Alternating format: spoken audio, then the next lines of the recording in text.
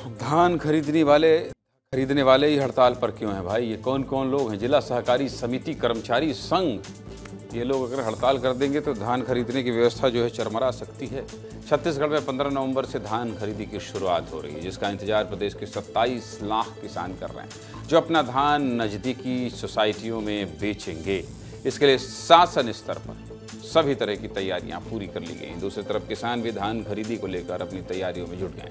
लेकिन धान खरीदी शुरू होने से पहले बड़ा संकट पैदा हो गया, जिस पर राजनीति भी गर्म हो गई है। धान खरीदी शुरू होने से पहले सहकारी समिति के कर्मचारी धरने पर बैठ गए। ये अनिश्चितकालीन हड़ताल 3 नवंबर से जारी है, जिसमें जिला सहकारी समिति कर्मचारी संघ और कंप्यूटर ऑपरेटर संघ संयुक्त रूप से धरना प्रदर्शन कर रहे हैं। सहकारी समिति के कर्मचारी 4 सूत्री मांगों को लेकर अड़े हुए हैं, जिससे समितियों और उपार्जन केंद्रों में ताले लटके हुए। धरने पर बैठे कर्मचारियों का कहना है कि हर हाल में उनकी मांग मानी जाए और जब तक मांग नहीं मानी जाएगी तब तक हड़ताल जारी रहेगी। ऐसे में कर्मचारियों की मांगे क्या है, आपको सबसे पहले यही बता देता हूँ। कर्मचारियों का कहना है कि जिस तरह मध्य प्रदेश में 3 लाख रुपए वेतन अनुदान मिल रहा है, वैसे ही छत्तीसगढ़ में भी हर समितियों की 3-3 लाख रुपए का अनुदान दिया जाना चाहिए। साथ ही समर्थन मूल्य पर खरीदी में धान परिवहन के बाद हुई सूखत यानी जो परिवहन के बाद जो सूख जाता है को मान्य किया जाए। इसके अलावा ऑपरेटर संघ को 12 महीने का वेतन दिया जाए और किसी एक विभाग में नियमितीकरण किया जाए। साथ ही विक्रेताओं को भी हर उपभोक्ता दुकान में 3000 रुपये क्षतिपूर्ति दिया जाए। अपनी मांगों को लेकर क्या कह रहे हैं सहकारी समितियों के कर्मचारी, सुनिए।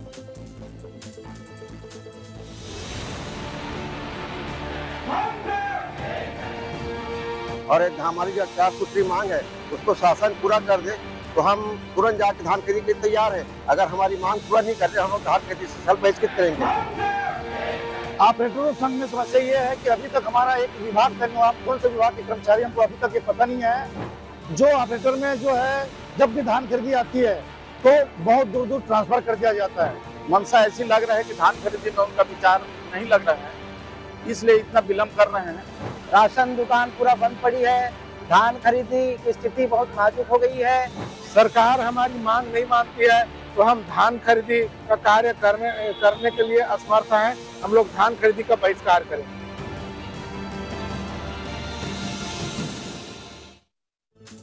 धान खरीदी को सिर्फ 2 दिन बचे हैं। ऐसे में हड़ताल का जारी रहना चिंताजनक, क्योंकि ये कर्मचारी ही रीढ़ की हड्डी हैं जो धान खरीदी की पूरी प्रक्रिया में शामिल रहते हैं और हर जिले में धान खरीदी पूरी कराते हैं। इसलिए ये मामला बड़ा हो गया है और राजनीति शुरू हो गई।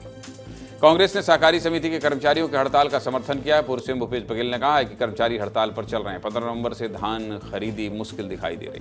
वहीं डिप्टी सीएम अरुण साव ने कहा कि धान खरीदी समय पर शुरू होगी, व्यवस्थाएं दुरुस्त की जा रही, कोई परेशानी नहीं आएगी। क्या कह रहे हैं बीजेपी और कांग्रेस के नेता, सुनिए। देखिए, सरकार इस विषय को लेकर गंभीर है। धान खरीदी समय पर प्रारंभ होगा और सारी व्यवस्थाओं के साथ प्रारंभ होगा। किसी को भी चिंता करने की जरूरत नहीं है। सरकार को समझ नहीं है, अधिकारी के कुछ बनना बिगड़ना नहीं है। कर्मचारियों जो हड़ताल कर रहे हैं उसका हमारा पूरा समर्थन है। सरकार इसमें सुनिश्चित व्यवस्था करी है। हमारा सरकार शुभचिंतक है और 15-11 से जो धान खरीदी किया गया निश्चित तौर पर उसमें खरीदी होगा। और ये हड़ताल फड़ताल तो चलते रहता है। माननीय मुख्यमंत्री जी हैं, शासन है, सब ठीक है। अभी तक एग्रीस्टेक पंजीयन भी लाखों किसानों के नहीं करवा पाई है सरकार। अभी भी लोग पंजीयन के लिए भटक रहे हैं। अभी अब कर्मचारी लोग स्ट्राइक में हैं।